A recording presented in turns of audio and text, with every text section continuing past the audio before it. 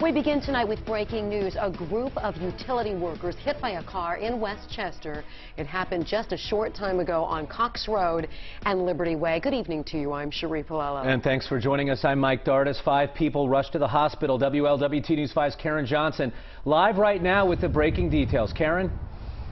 And Mike, that's right. I'm told 5 people were injured in this. I'm told 1 was a driver of a car, the other 4 utility workers. You can see it's a pretty active scene out here. Westchester Police and Fire is still on the scene. This is the southbound lane of Cox that you're looking at, just south of Liberty Way.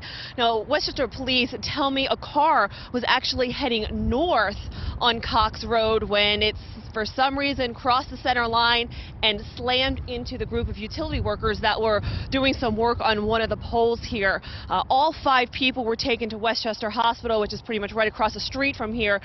From there, I'm told 2 of the people were then care flighted to Miami Valley. At this point, we don't know the extent of their injuries, but a total of 5 people injured here right now. Southbound lane of Cox Road, just south of Liberty Way, remains closed while the investigation is underway. Reporting live in Westchester, Karen Johnson, WLWT News 5.